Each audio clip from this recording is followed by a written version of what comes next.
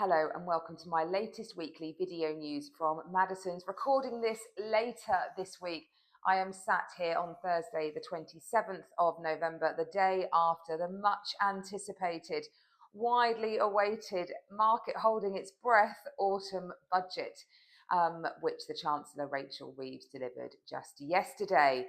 I think this has to go down in history as one of the most leaked possible rumours budget ever known. I mean, that can be a strategy that many governments and policymakers do because they simply want to make them what happens not look as bad as what was rumoured.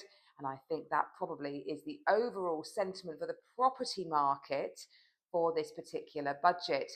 The markets generally, the bond markets and the stock markets, reacted quite favourably to the budget. Bond yields rose, which basically means that gilts are seen as a safer place to invest. And I think after much anticipated speculation, it was actually felt to be quite a calming budget. In terms of general policy, a lot of applause for the lifting of the two-child benefit cap that is currently on at the moment. And of course, she didn't raise income tax, but she has held income tax thresholds, those allowance limits, and that's a stealth tax really that will affect people each year. You'd normally expect it to rise as wages are rising, and to keep pace with that, that is being held the same. So she didn't break any of her manifesto promises though around income tax. And generally, I found it quite a bitty budget, if I'm honest. Lots of little nitty grits and bits and pieces. I'm not really sure where the general vibe of it was going, but it will raise an estimated reported extra £26 billion of revenue. So let's unpack those changes for the property market. So there was the first big rumour, the mansion tax or the wealth tax, which was going to be imposed on properties over a certain value. There was a leak from the OBR yesterday morning saying that there was indeed going to be the mansion tax, and it had been rumoured about as one of the big changes, and that has come into play. As you can see on this graph now, you will pay amount ranging between £2,500 and £7,500 if your house is valued anything between 2 million and rising up to the maximum limit of 5 million plus. Now, from what was rumoured, that's not bad. It's obviously there to address a much outdated council tax system, which was implemented in 1991 and is definitely out of date. And I don't genuinely think that will affect the market very much. It's annoying. There's no doubt about it that people who've got those houses have worked very hard. It will definitely penalise London and the South East, where, of course, we sit far more than other areas because of the proportion of our properties for sale in that category.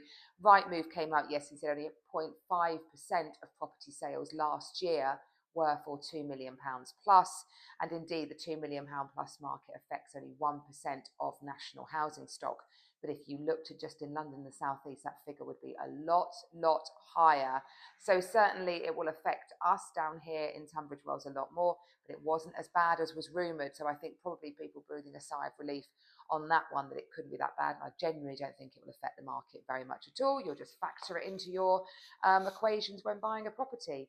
I don't think it'd be enough to turn you off. Whether it will create a cliff edge of kind of valuing properties, we'll wait to see, but not too bad. Stamp duty, widely rumoured that there would be a big reform around that. Didn't happen. No changes to stamp duty at all. She took the thresholds back at the beginning of April this year to the levels that they have been at. No move to address that. That was met with kind of disappointment across the market, who were hoping there'd be something to help first-time buyers get on the market a little bit more, but no changes to stamp duty.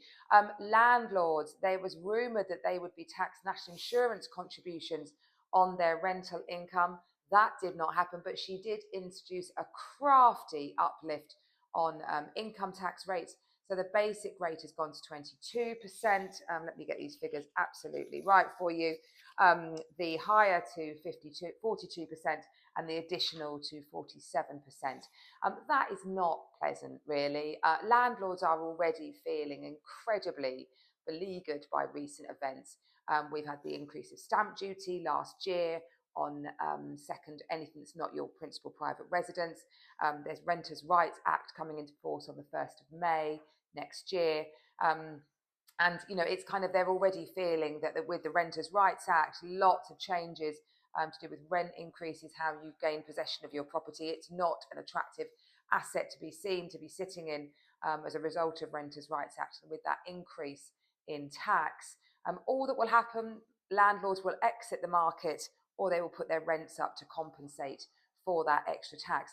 It's well known that any taxation or changes that happen to the private rental sector affect tenants, because landlords will pass that on because they have to, or they exit the market, and simply means there's less stock and therefore rents go up anyway. So, that is an absolute pain, I have to say.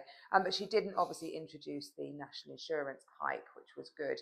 Capital gains tax, that was the other thing that was rumoured that might be looked at. Lots of rumours that you might be taxed on your principal private residence. No, that hasn't happened. No changes to that. That was deeply unpopular. Surveys and research show that 97% of people interviewed, not just here in the London southeast area, but across the country, felt that was an unfair tax and would have been really tricky to implement. I think anybody who owns a property that they know, or an asset that they know is chargeable to capital gains tax, your record keeping is really robust, because obviously anything you spend, you can offset against your income to get your tax bill down. Well, introducing that for your own home, where people have their gas boiler serviced, their roof repaired, all sorts of things. No one keeps a record of that because you don't have to at the moment. It's all tax free.